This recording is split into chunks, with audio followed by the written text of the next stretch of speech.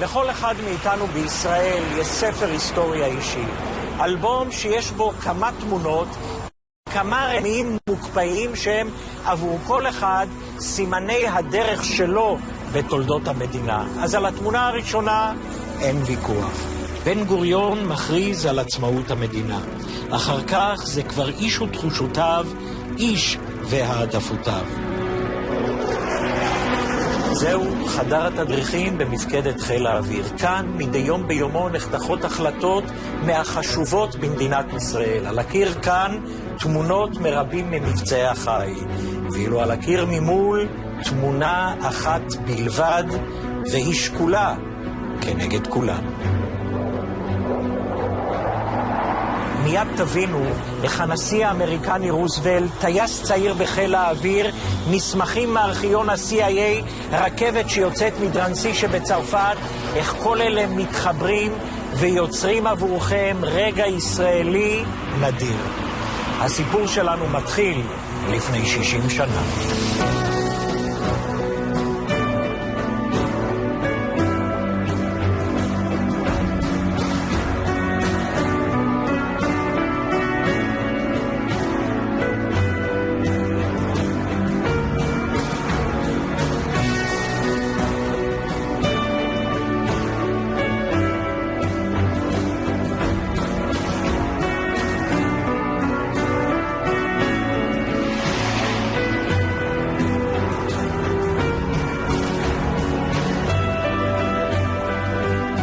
בדיוק לפני 60 שנה, ב-27 בינואר 1945, נכנסו בנות הברית לאושוויץ.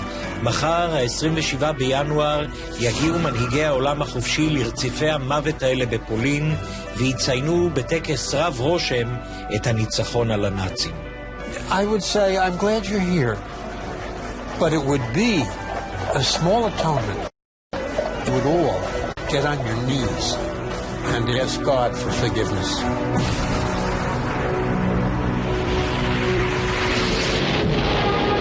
Americans on Guadalcanal. Americans in North Africa. אנחנו כמובן חייבים הרבה לבנות הברית על מלחמתם נגד הפשיזם, אבל בניצחון המפואר הזה יש כתם שחור שלנו כיהודים אסור בשום אופן לשכוח.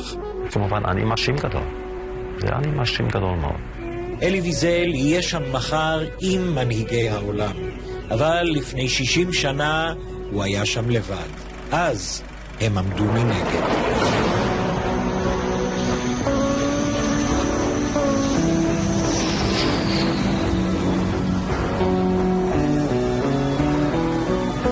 אמיר אשל, ילד טוב רמת גן, מאלה שכבר בכיתה ו' בונים טיסנים. אבא עלה מעיראק, אמא משפחתה מרוסיה. דווקא לא משפחת שואה טיפוסית. והדבר הכי בולט כילד, מהצד של האבא יש משפחה גדולה, ענפה, המון אנשים. ומהצד השני, היו בארץ שתי משפחות, וזהו. כמעט, לא כמעט, כל המשפחה הושמדה שם באחד הכפרים. את הספר הראשון שכתבתי, שנקרא הלילה, כתבתי ביידיש. וזה נקרא אוניברטל גשוויגן, והעולם שתק. למה? כי כשצעדנו בלילה הראשון, אבא ואני, רק הגענו. פתאום באו אלינו את יהודים ולחשו, אסירים. אתם שם יש זה וזה וזה וזה. אמרתי, אבא, זה לא יכול להיות. אנחנו באמצע המאה ה-20. בעולם ישתוק, בעולם שתק.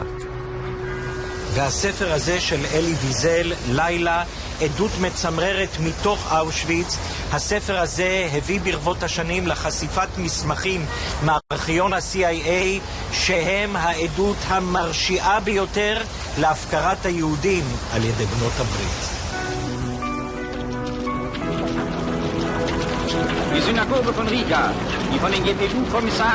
בשנים האלה היה ברור לגמרי שאסון מתרגש ובא על היהודים באירופה, אבל עדיין לא השמדה. רק באביב 41, ערב הפלישה לרוסיה, החלו הנאצים לדבר על השמדה שיטתית של יהודים.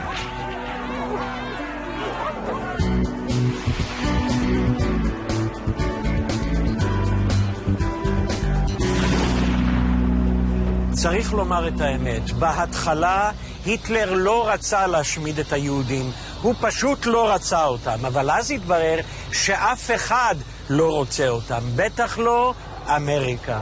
זו המעצמה הגדולה שחרתה על דגלה ערכים נעלים כמו חיים של בני אדם. היטלר רצה לגרש, רצה שגרמניה תהיה נקייה מיהודים, אירופה נקייה מיהודים. ופתאום הוא ראה, אחרי ועידת אביון, העולם לא רוצה את היהודים. אז לאט לאט הגיעה ההחלטה, הדרג הגבוה ביותר אצלו, אם הם לא רוצים, ממש אנחנו נרצה. וככה הגיעה ההשמדה, רעיון ההשמדה. עד סתיו 1941, כשהנאצים חסמו את דרכי היציאה מאירופה, עד אז יכלו רבים מהיהודים הנרדפים למלט את נפשם, אלא שהשערים האלה של אמריקה היו כמעט סגורים עבורם. זו הייתה מדיניות מפורשת של הממשל, לא רוצים יהודים. למה? הטיעונים המהוגנים דיברו על שפל כלכלי ואבטלה גואה, אבל למעשה זה היה עניין של פוליטיקה פנימית, ושל כן, אין מנוס מלומר זאת מפורש, אנטישמיות ואפילו מהזן הנמוך ביותר. But having said that, anti-Semitism, yes, is one of the major, probably the most important of the factors pushing American policy. Politicians didn't want to do things that were going to upset anti-Semites because there were a lot of them. דיוויד אס ויימן איננו יהודי, הוא בנו של כומר פרוטסטנטי, פרופסור להיסטוריה כאן באוניברסיטת אמהרסט, מסצ'וסטס. השורה התחתונה של ספרו The Abandonment of the Jews, הפקרת היהודים, היא האשמה חמורה לעומת אמריקה שלו. אפשר היה בוודאות, הוא כותב, להציל מאות אלפי יהודים מתאי הגזים. הכישלון ההיסטורי של הפקרתם נובע מטעם אחד בלבד. ארצות הברית לא רצתה להציל יהודים. What I'm finding here in the documents, it can't be true because it's so callous and it's so indifferent. And it must be I'm making a mistake. And I read and I reread and I reread.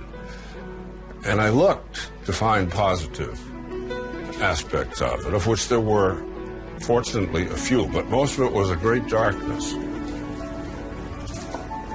בסוף שנות ה-80, הייתי מפקד במשלחת של 4 טייסים, יצאנו להתאמן בגרמניה, וזה מתקן אימון רפואי, פיזיולוגי. ולפני האימון, הם בודקים אותך רפואית. אתה ניגש, טייס בחיל האוויר הישראלי, חצי גוף מעורטל, וניגש אליך איש צוות רפואי גרמני. אני חושב שהוא היה אח, לא רופא.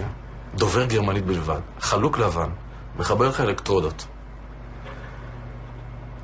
זה היה אירוע מטלטל. זאת אומרת, אתה פתאום, התמונות של השואה, חשת אותם באופן פיזי. שם זה נולד. זה היה החלום. לטוס עם תאיר מעל אושוויץ. There they were, starved, beaten, tortured and killed. ואני רוצה לעשות פה קו הפרדה ברור. ישנה הזוועה הנאצית, ישנו הברבריזם של היטלר, ישנה אירופה שהיא כל כולה אגם של דם יהודי כפור. ויש כאן מעצמה שיוצאת למלחמה, להגן על העולם החופשי, למגר את ההיטלריזם, תוך כדי כך עושה מחדל בכך שלא היה לה את הזיק האנושי הזה, לעשות איזה מעשה אדיר, כדי אולי אפילו לצמצם את מימדי ההרג. הנשיא רוזוולט ובמיוחד הפקידות הבכירה בסטייט דיפרטמנט היו מודעים להלכי הרוח האלה, ולכן הם עשו שיקולים בסיסיים. החלצות למען היהודים לא תתרום להם שום נקודות בציבור האמריקני. פוליטיקה. I suspect it's one of the reasons that Roosevelt didn't get involved was making a political campaign. He could see that he would lose votes by making moves sympathetic or helpful toward Jews, and on the other side of the scales, he had nothing to gain politically because the Jews were 95% voting for him. And Roosevelt was probably the fourth greatest president the United States ever had.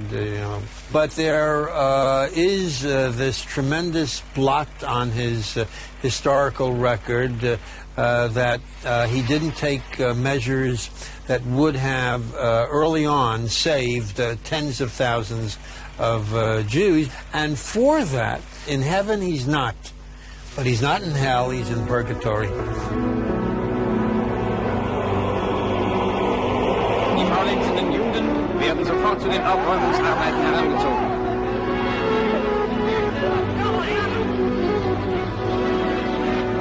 טוביה החייט התחנן כי ימיתו אותו לפני בניו.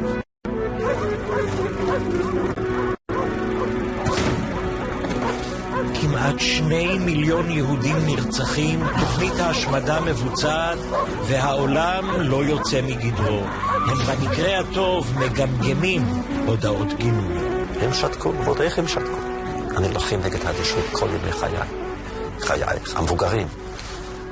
אפילו מצאתי נוסחה, אמרתי שההפך של אהבה זה לא שנאה אלא אדישות. זה גם חל על משהו אחר. ההפך של חינוך זה לא אמרצות או בורות, זה אדישות. אוגוסט 2003, בישיבה שגרתית של מפקדי בסיסים וטייסות, מודיע מפקד חיל האוויר כבדרך אגב כי ישראל הוזמנה להשתתף בתערוכה שתתקיים ברדום פולין לציון יובל לחיל האוויר הפולני. 5 דקות אחרי זה הייתי אצלו בחדר. אמר שלום, אמרת פולין, אמרת F-15, אני הייתי מפקד הבסיס שבטוסי F-15.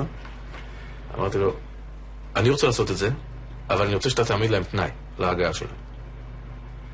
זה שמעבר להשתתפות באירועים האלה, אנחנו רוצים לבצע מטס מעל אושוויץ. הייתה תדהמה בחדר. בקיץ 1941 משלבים את אושוויץ כמחנה בתהליך ההשמדה. ממש מפעל תעשייתי שהתפקיד שלו זה להשמיד בני אדם. כבר ביולי 1941 הבריטים יודעים על זוועות הנאצים. הם מפענחים ידיעות מוצפנות של הגרמנים, והמידע מגיע עד לשולחנו של צ'רצ'יל. בספטמבר 41 עשרות ידיעות מוצלבות ממקורות שונים שמגיעות ללונדון מאמתות רצח של אלפים באש מקלעים במזרח פולין ובאוקראינה. בשולי אחד המסמכים האלה נכתב, אין צורך להעביר בדיווח היומי לדאונינג סטריט, הם שם כבר יודעים שמדובר ברצח עם. ספטמבר 1941. צ'רצ'יל לא היה מאלה שכנראה לפי העדות ההיסטורית שפסל את זה על הסף ואמר זה לא חשוב. בפועל מה שקרה זה שבריטניה לצד ארצות הברית וכמובן לצד ברית המועצות היו שותפים לאותו כיוון של החלטה שאנחנו לא הולכים לעשות שום דבר מיוחד, אף שהידיעות בידינו, כדי לנסות ולצמצם או מעט להציל את היהודים. נלחמים עד לניצחון המוחלט של גרמניה, עד לכניעה מוחלטת, וכשתיגמר המלחמה, מי שינצל מהיהודים ינצל. בעצם זה הקו. ב-8 בדצמבר 1942 התקבלה כאן משלחת של מנהיגים יהודים. הם ישבו עם הנשיא רוזוולט 2:10. הנשיא היה במצב רוח לבבי במיוחד, והוא פתח את השיחה בסדרה של סיפורים עיתוליים על מה הוא מתכוון לעשות בגרמניה של אחרי המלחמה. הדוקטור סטפן וייז, רמי, ידיד אישי קרוב ותומך נלהב של הנשיא, קטע אותו בעדינות. הוא מסר לו דוח מתומצת של 20 עמודים, ובו מידע מפורט על מכונת ההשמדה הנאצית, שעד אז כבר הספיקה לרצוח 2 מיליון יהודים. עשה כל שבכוחך להפסיק את זה, התחנן וייז, שכן עוד 5 מיליון יהודים בדרך להשמדה. תשובתו של הנשיא רוזוולט חשובה כאן במיוחד, כי עולה ממנה במפורש, מעבר לכל ספק ספקה, שבתחילת דצמבר 1942 הווען ידע חד משמעית על התוכנית להשמדת יהודים. And Roosevelt looked briefly at the cover letter, and he said, unfortunately, the facts, gentlemen, that you have brought are true, and I know that it's even worse than what your documents show. כשנפרדו, לחץ הנשיא רוזוולט את ידי המנהיגים היהודים ואמר להם, אנחנו מתכוונים לעשות כל שביכולתנו כדי לשרת את עמכם בשעה טרגית זו. ובאמריקה כל ילד יודע, mean to, מתכוונים, don't pick no cotton. They're not interested in rescue. And the key reason is that if they carry out action, and it's in the documentation, this is the kind of documentation that I mentioned that I read over and over because I couldn't believe it when I first saw it. I didn't want to believe it. But the concern is, if we had taken the steps to rescue, say, 50,000 or 100,000 Jews, where were they going to go? Who was going to be responsible for finding a place for them to go? There were no countries in the world that were open for those Jews. And God forbid, Hitler will stop the mass killings and will tell them, take 1 million Jews. What would they do then? That's in one of the documents. The State Department, this is at the Bermuda Conference, where they're saying, what are we going to do if Hitler, if we were to make this offer and Hitler took us up and he sent 1 million Jews out? This to them was not an opportunity or a duty to do something about it. It was a threat. And you get the word danger about rescue. And it's in the documentation. בפולין הייתה התנגדות למטס הזה. ויבודה אומר, בן יבדוק, התשובה היא לא. אחר לא פחות ולא יותר, צריך לבקש רשות מראש עיריית אושוויינצ'ים. קוראים לו מרשאווק. המרשאווק הזה אנטישמי שנבחר כראש עיריית אושוויינצ'ים. והוא גם אומר לו, אבל הקטע הקשה בשבילי היה שמנהל מוזיאום אושוויץ אומר לא.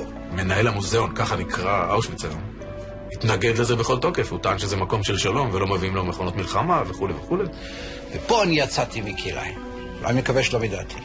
ניגשתי לקפשטיבסקי הנשיא, אנחנו ידידים, תראה, מתחבקים ומדברים גם בשמות פרטיים, ואני אומר להם, שם תראה, תחשוב רגע מה המשמעות של נכדים, של משפחות, של סבתות וסבים, ששם האפר שלהם יטוסו. אמרתי, זה לא מטה של מלחמה, זה מטה של הוקרה, של שלום. והוא קם דיבר בפולנית עם סגן שר הביטחון, זה אמר ככה, תעזור לשבח ככה. The Jewish leaders were not doing enough. They had to break down the gates at the White House, if necessary. They had to stand there and tear them down. But they didn't.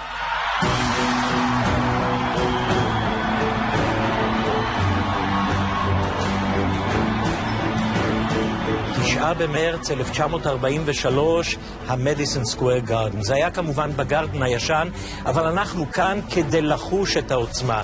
20,000 איש ממלאים את היציעים האלה לצפות בחיזיון של בן הכט, לא נמות לעולם. כמספר הזה נותרו בחוץ ולא זזו מהרחוב. המארגנים מחליטים בו במקום על עוד מופע. וזו פעם ראשונה בהיסטוריה של המדיסון סקוואר גארדן ש40,000 איש גודשים את יציאיו בערב אחד. העיתונאי בן הכט מנסה להוביל את הממשל להציל יהודים באמצעות חיזיון אור קולי בהשתתפות הכוכבים המובילים של ברודוויי והוליווד.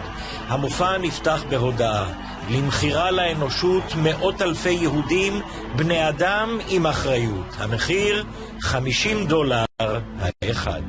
פעם מיוחדת בוושינגטון הוצג לא נמות לעולם כאן בקונסטיטיושן הול, כשבאולם נוכחים אלינור רוזוולט, 6 משופטי בית המשפט העליון ו300 חברי קונגרס וסנטורים. Everybody doesn't know because the media is not putting it forth.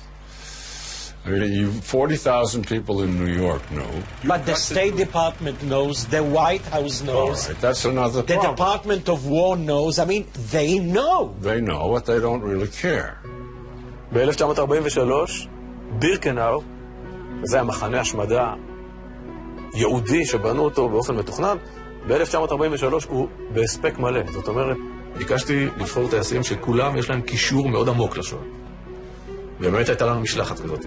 אבל שעמדו וצבעו על דלתי כל אלה שלא נבחרו, ששמעו שזה הולך לקרות, אנשים באו. וא' הביאו את רצונם באופן ישיר, והביאו את כל הרקע האיש, למה הם צריכים להיות במטס הזה. בסוף היו מקומות ל6 אנשים בתוך האווירונים, והיו שם אנשים בסדיר ובמילואים, טייסים ונווטים, של כולם יש סיפורים מרתקים.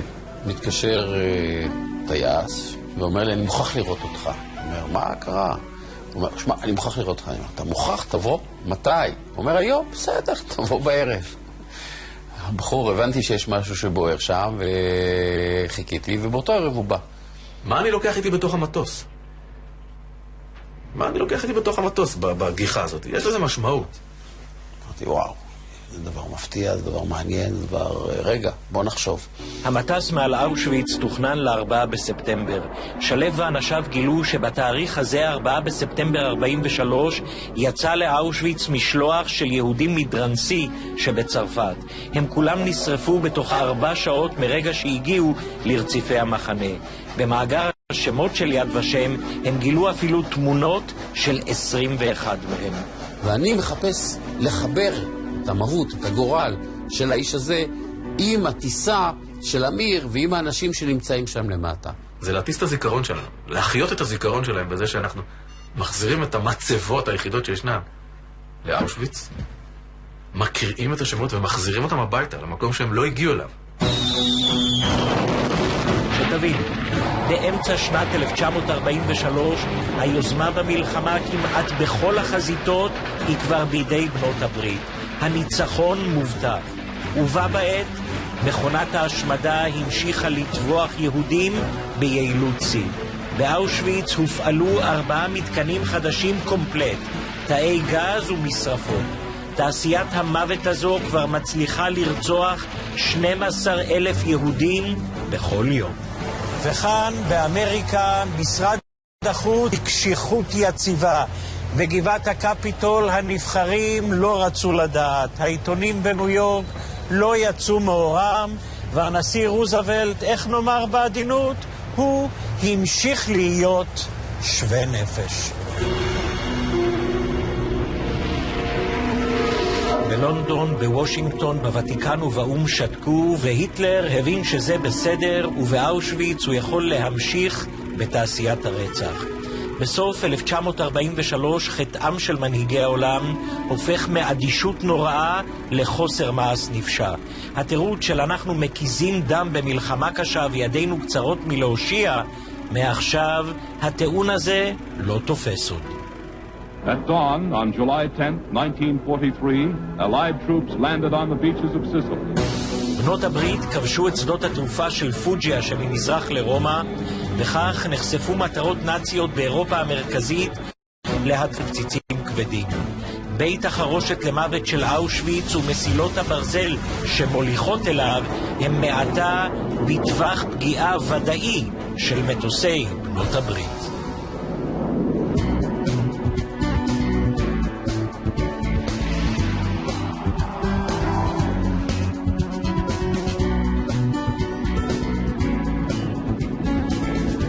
ג'ורג' מגוון, בנו של כומר מתודיסטי, מסיים את לימודי התיכון שלו ב-1940 כאן במיטשל, דרום דקוטה. הוא נרשם לאוניברסיטה, אבל המלחמה העולמית קוטעת את לימודיו. הוא מצטרף לקורס טייס של הצבא האמריקני.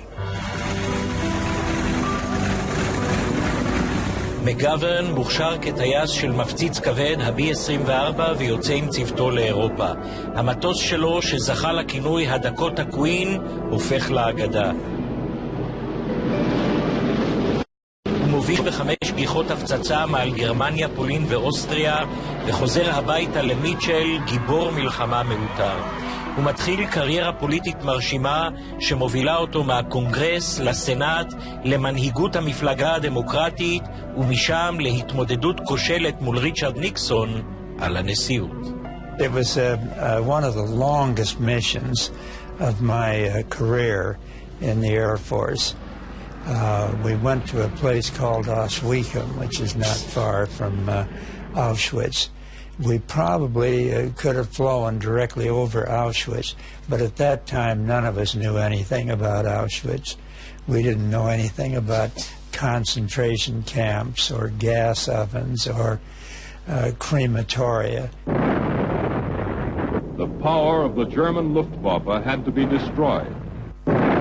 לבעלות הברית הייתה כבר אז עליונות אווירית מוחלטת בשמי אירופה. היסטוריונים רשמיים של הצבא האמריקני קובעים, ב-1 באפריל 44 חיל האוויר הגרמני היה כוח מובס. In the last 6 months of my service, I never saw a German fighter plane, so that the German Air Force was almost non-existent by the end of the war. Our first job was to knock out Hitler's war machine.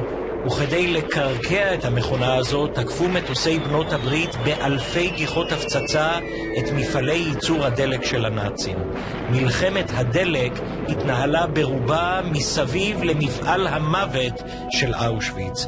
המפעל הגדול ביותר לייצור דלק סינתטי היה בבלכהמר, מרחק של 47 מייל מאושוויץ.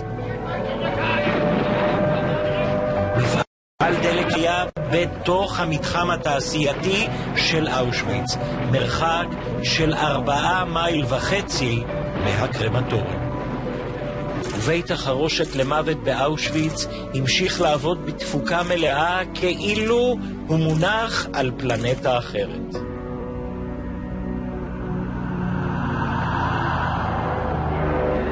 It was getting close to the final curtain. באפריל 1944 החל אדולף אייכמן באופרציה שיטתית שמגמתה רצח 760,000 יהודי הונגריה.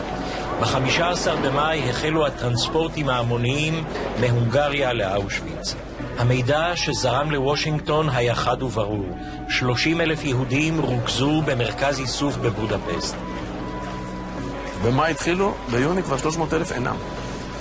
הקצב זה ב-12,000 איש ביום. קשה לתפוס את זה. את אסתר מרון שהייתה שם במשלוח הזה מבודפסט הזמנו לבסיס חיל האוויר לפגוש את תת-אלוף אשל. עדיין היא לא יודעת למה. בת כמה היית אז? שאלה קשה מאוד. כן, 17.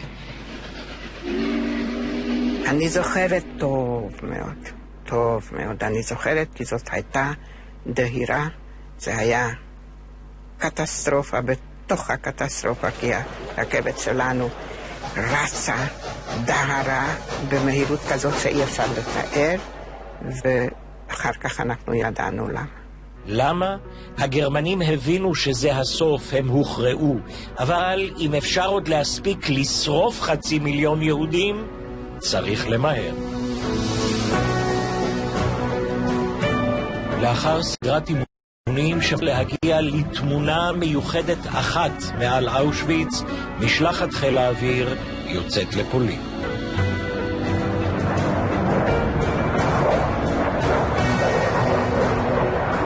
היכולת הזאת של מדינת ישראל, של צה"ל, שמבוטאת בעזרת חיל האוויר, של לקחת כוחות ולהפעיל אותם בטווחים מאוד רחוקים מהבית. זה כוח שיש למעט מדינות בעולם, מעט מאוד מדינות בעולם. אני חושב שהיא, כן, יכולת שכדאי וראוי שנכיר אותה. אני חושב שגם האחרים מכירים אותה. 3 מטוסי F-15 ומטוס תדלוק צמוד בטיסה של 4 שעות לרדו.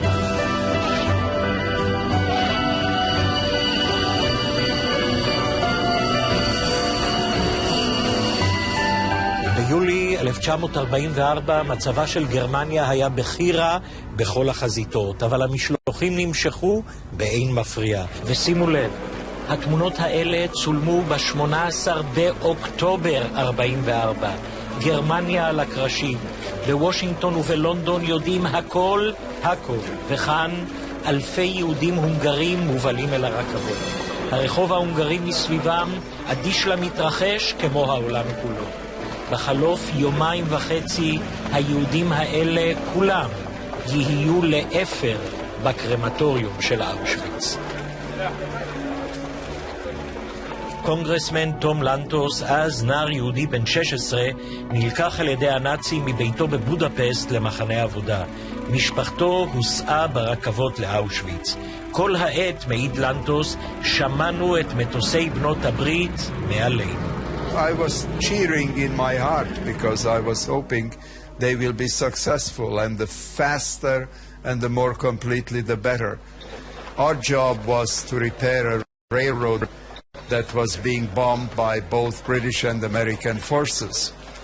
And then I learned the meaning of the word ambivalence, because on the one hand I was hoping they would miss, because that means I would survive. But I was also hoping that they would hit, because that means they would strike another blow against Hitler. I want to be cruel, Congressman Lantos. Which feeling was stronger? Let them miss so that I could live, or my life doesn't matter anymore? Let them hit those bridges and stop the Germans. Definitely. That was the stronger side. No question about it. ב-10 באפריל 1944 מצליחים שני יהודים סלובקים, רודולף ורבה ואלפרד וצלר, להימלט מתוך התופת באושוויץ. Right, here's the rail line coming in. Here's the spur line to the gas chamber. הם מחברים דוח בין 30 עמודים ובו פרטים מצמררים על ההכנות שלמות במחנה לרציחתם של יהודי הונגריה. הדוח מסרטט מפות של אושוויץ, מתאר את התנאים, את דרכי העבודה, שיטות ההמתה, הכל. בתחילת יוני 1944 הדוח הזה הגיע לדאונינג סטריט ולכאן לבית הלבן. הוא פורסם בעיתונים. נוכח דוח ורבה, מנהיגי היהודים הגיעו לכאן נרעשים ודרשו במפגיע, הפציצו את מסילות הברזל שמוליכות לאושוויץ, ייצרו את המשלוחים. כל המומחים נקבו במפורש בקטע המסילה שבין הערים קושיצה ופרשוב, קטע שפגיעה בו תעצור בו במקום את רכבות המוות. We should have hit that junction, and I think we could have disabled it. מאות גיחות של מטוסי הפצצה כבדים וקלים כוונו אל מסילות ברזל, גשרים ורכבות שבהם השתמשו הגרמנים להוביל תחמושת והספקה לגייסותיהם. I went on several missions trying to knock out the bridges in the Brenner Pass. It's hard to hit a bridge because from the air it looks like a thread. אבל הדקות הקווין, צוותו של מגוון, חזר להפציץ את הגשר הזה 7 פעמים עד שהצליחו להשמידו. We should have hit the rail lines even if we had to go back several times. Now this is assuming that our top people at the White House and the State Department knew what was going on in Auschwitz. בסוף יולי 44 יש פנייה לנשיא רוזוולט להפציץ את המסילות ואת הגזים. לא קורה עם זה כלום. בשבת אחרי הצהריים, 24 ביוני 1944, הגיע לכאן למחלקת המבצעים של משרד המלחמה הצעה מפורשת להפציץ את צומת מסילות הברזל שיצה פרשוב. יומיים הם דנו כאן ברעיון. ביום שני, ב-11 בבוקר, יוצאת ההודעה לאמור, הרעיון נדחה, יען כי הרעיון איננו בר ביצוע. The War Department is of the opinion that the suggested air operation is impracticable. It could be executed only by the diversion of considerable air support essential to the success of our forces now engaged in decisive operations.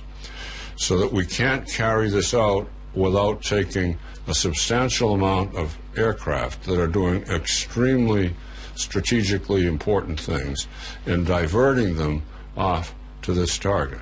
משרד המלחמה בוושינגטון טען מאוחר יותר שההחלטה התקבלה לאחר התייעצות עם מפקדי הכוחות באירופה. Our military leadership didn't even look into or investigate the possibilities of the bombing requests. They simply rejected them out of hand.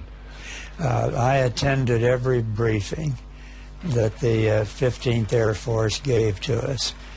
I heard people from the generals on down. I never once heard a mention of the Auschwitz tragedy or of the possibility that American airplanes might interdict what was going on there.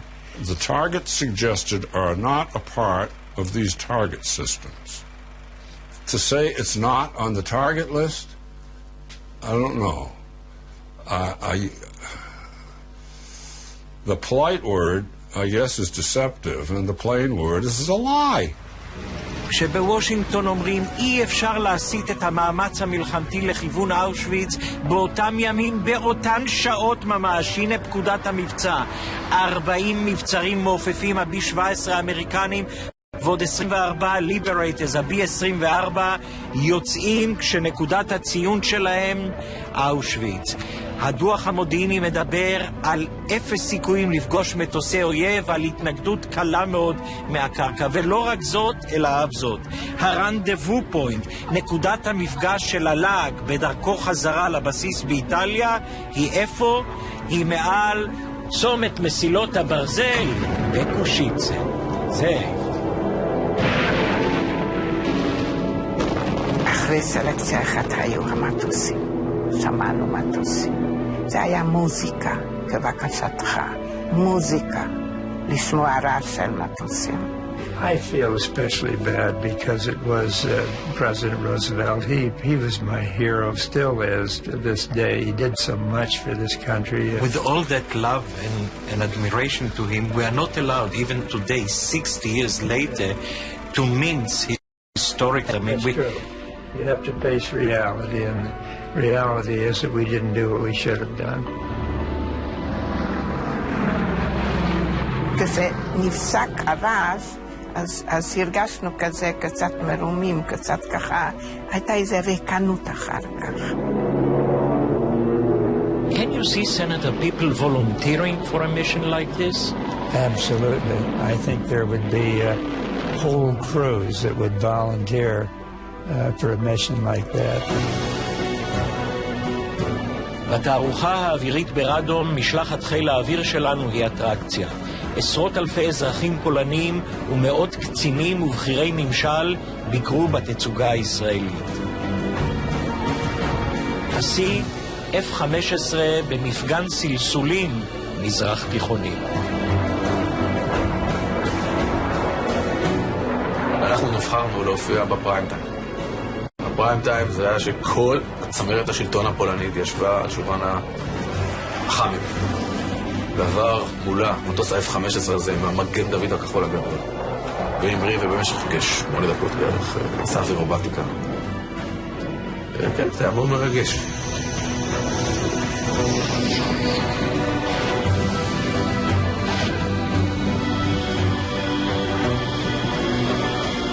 אבל הכל מתגמד מול חוויות הביקור בגיא ההריגה של העם היהודי. אמיר אשל כבר מחזיק בידיו את המשפטים שהוא יאמר באוויר מעל אושוויץ. על הנוסח המדויק הוא ישב במשך שעות עם איתן הבר. היה שם ויכוח קשה. התווכחנו על 2 דברים. על מצדיעים לגבורתם. הוא כל כך צדק. הוא שכנע אותי. כי אני נולדתי על צאן לטבח. והדבר השני, זה צריך להיות מגן לעם היהודי ולארצו ישראל. אז לארצו ישראל זה מאוד טבעי. מה זה העם היהודי? אני חושב שיש לנו, כן, יש לנו משמעות גם בהקשרים הכוללים של העם היהודי, גם אם זה לא מסתיים בפעולה כזאת או אחרת מאוד ספציפית. ועכשיו הם מתכוננים בחרדת קודש למשימה המיוחדת שהם צריכים לבצע.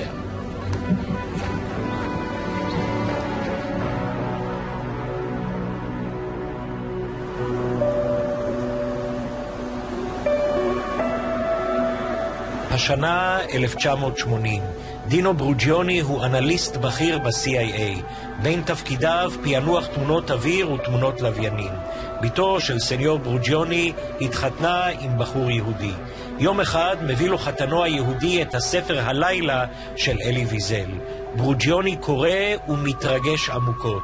בפרק שבו מספר ויזל על הפצצות המטוסים מעל אושוויץ, נזכר ברוג'יוני בצילומי אוויר שמונחים בארכיון ה-CIA מאז מלחמת העולם השנייה. את הלילות הבאים הוא עושה בארכיון. These things certainly would be easily spotted from the air and photographed. ברוג'יוני חושף צילומי אוויר של אושוויץ שצילמו מטוסים אמריקנים, אנגלים ודרום אפריקאים. זו תמונה שצולמה ב-26 ביוני 44. הנה זה מחנה אושוויץ, כאן בירקנאו, וכך הנה אנחנו רואים את תמונות הקרמטוריום וערובתו המעשנת. רואים את העשן שעולה מהקרמטוריום?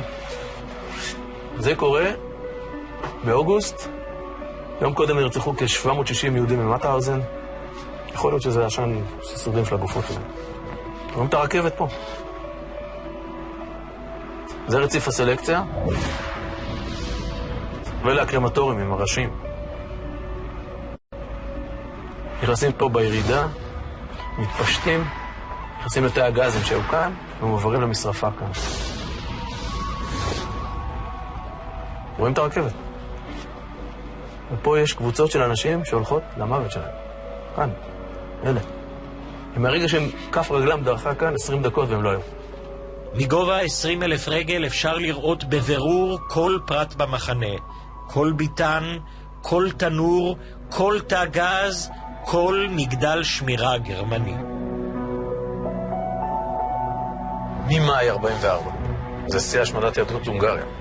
עד נובמבר 44 היו 2,800 גיחות של מפציצים אמריקאים, בעיקר, גם בריטים, מעל אושוויץ, מדויק, לא בצד. ואתה מסתכל על זה גם בעיניים מקצועיות שלך כטייס, ואתה אומר, מה נדרש לעשות היה כדי להפסיק את תעשיית המוות הזאת, או לשבש אותה? לא יותר מדי. מתוך 2,800 גיחות שטסו בדיוק מעל אושוויץ, בחצי שנה הזאת, צריך 2, 3, 4 גיחות בשביל לעצור את זה. זה מה שהיה צריך.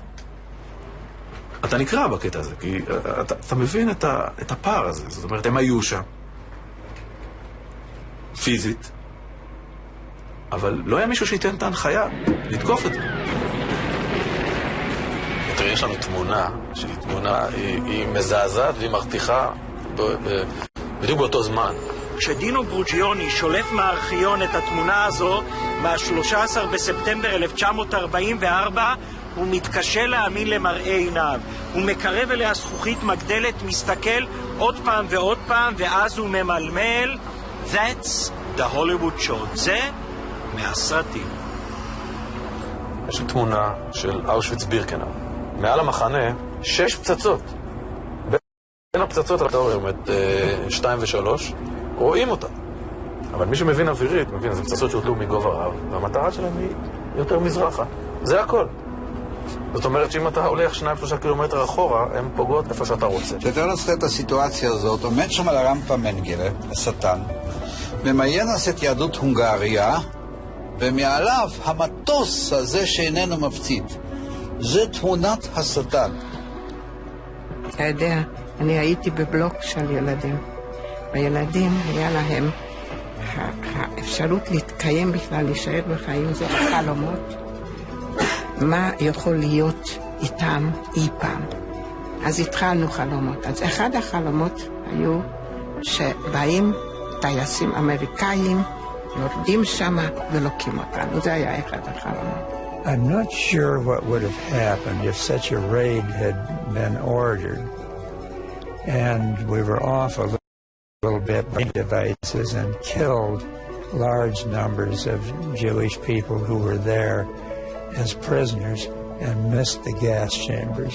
בירכנו כל רגע, רק מי שיבוא ושיפציץ. כמובן. שמענו את זמזום המטוסים, כותב אלי ויזל. לפתע החלו הצריפים רועדים, מפציצים את בונה, צעק מישהו.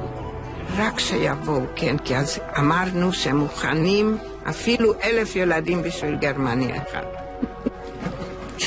להיהרג, רק שגרמני גם כן יהרג. למעלה משעה נמשכה ההפצצה, לו נמשכה 10 שעות. זה היה דמיון של ילדים. אבל זה המבט, את הזווית הזאת ראו אלפים של טייסים אחרים, שהם לא ידעו, אבל יכלו לעצור את זה. זה עניין של גיחות בודדות, זה לא עניין של מאמץ מלחמתי. This is very out here. That's an amazing, so just amazing, isn't it? Those are 500-pound demolition bombs. You see here, he had 10 of those in each airplane. That's certainly a lends emphasis to the old saying, a picture's worth 1,000 words. But there it is. Makes me feel worse than ever that we didn't do it.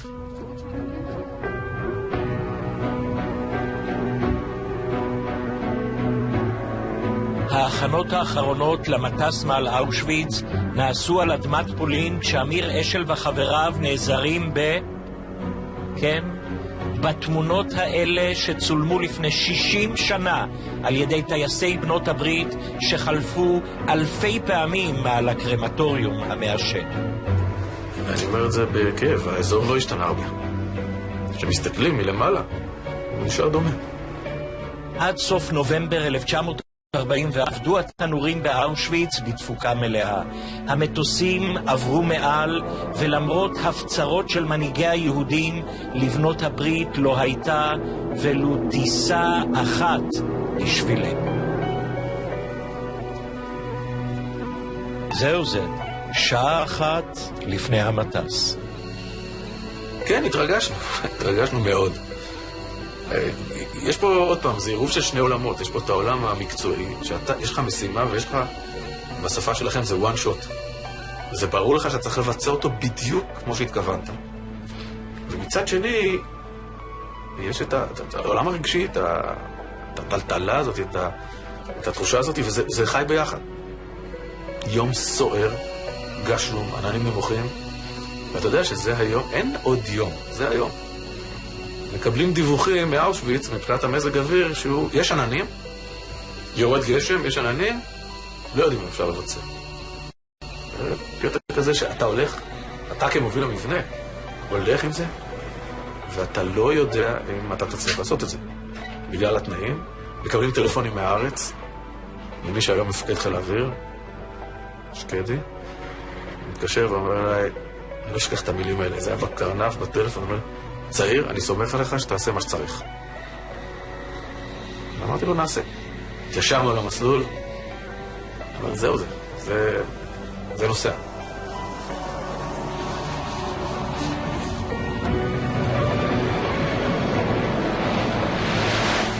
ו800 מפציצים טסו בימים אלה מעל אושוויץ ומעל מסילות הברזל שמובילות למחנה, כשמתחתם נשרפו בכל יום יותר מ10,000 יהודים. ומנהיגי העולם החופשי לא מצאו לנכון להקצות מטס אחד, מבנה אחד, מטוס אחד, כדי לנסות ולהציל יהודים. And it did not disturb them enough to see, to look at every possibility to remove that scourge from the face of the earth, just in terms of their own self-respect as civilized people. And that, to me, is one of the great tragedies. אגב, על אף המאמץ המלחמתי הקדוש, הוחלט כאן על מאמצים מיוחדים למטרות שהן כנראה מהוגנות יותר מיהודים. And there was a troop of Lipizzaner horses that the Nazis had stolen from somebody and moved into Czechoslovakia, and the U.S. military went out of their way to rescue the horses. It was a diversion of the war effort. For horses? For horses. Now, I love horses, too, but Jews are really Jewish people anywhere, more important than horses.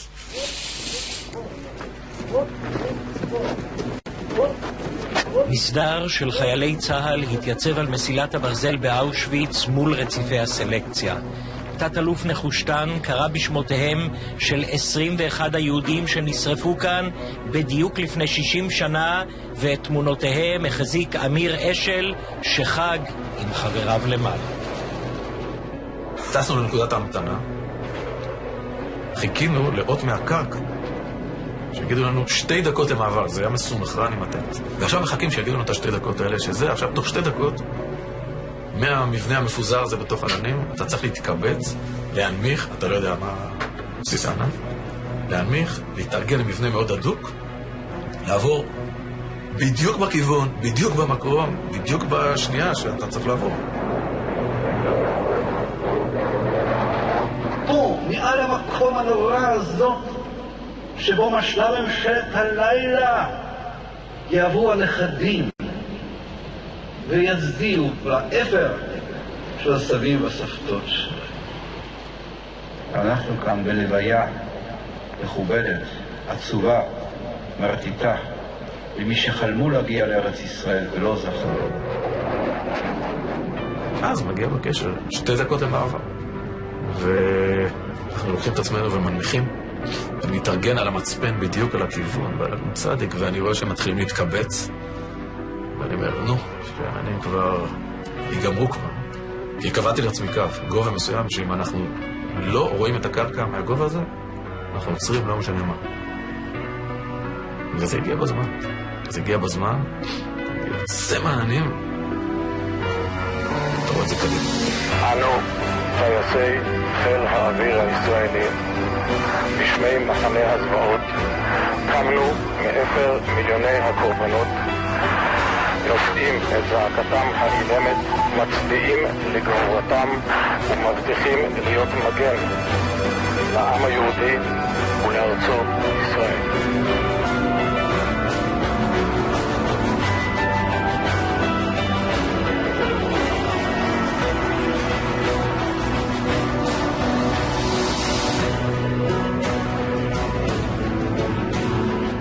בשתי הפניות האלה, אני חשתי, בתנועה של המטוסים היה משהו שלי, מדהימה שמישהו חותם איזושהי חתימת הבטחה לעם היהודי, שזה לעולם לא עוד.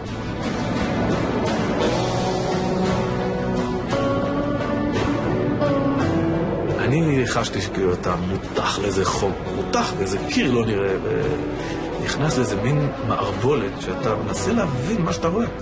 הוא עשה דבר סמלי, מאוד נעלה. איזו הרגשה זאת, איזו הרגשה שחיל אוויר ישראלי טס על אושוויץ. אי אפשר לתאר את זה. I remember the picture. I remember applauding, even though I was alone in the room. אני מסתכל על הבן זוג שלי שיושב עליי, רואים את זה כאן. אתה מסתכל ואתה רואה את המגן דוד הכחול הגדול הזה.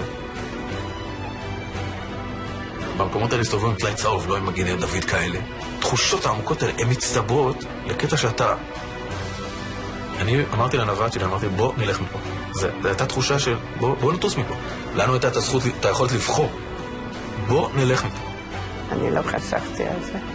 אני אראה אותו, ראיתי אותו רק על העיתון. ולא נעים לי להגיד את זה, אבל נשקתי אותו יום ולילה באותו יום שהם טסו. מה היה כל הסיפור? הוצהרנו אנשים ללא הגנה, הוציאו אותנו מהחוק. הוציאו אותנו. היה אפשרות לכל מי שרק רצה לעשות איתנו מה שהוא רצה. אז רצו, אז אספו אותנו בתוך הרכבת, החוצה, בתוך הגז, עשן למעלה, וזהו. אז עכשיו אי אפשר יותר. כי הבחור הזה הוא הראה לנו שאי אפשר יותר דבר כזה. נגמר, סיפור נגמר. ועכשיו אתה תשמע, אני אגיד לך עוד משהו. אני אגיד לך עוד משהו, כן, נכון, שאמרו לי שמותר לי לתת לך נשיקה. לא רק לעיתון, כי בעיתון, את העיתון נשקתי הרבה, אבל אותך, רק נשיקה קטנה, אם אתה... תודה, אנחנו היינו בשבילך שם. ותודה רבה. אנו, טייסי חיל האוויר הישראלי, בשמי מחנה הזוועות, קמנו מאפר מיליוני הקורבנות, נושאים את זעקתם האילמת, מצדיעים לגבורתם ומבטיחים להיות מגן לעם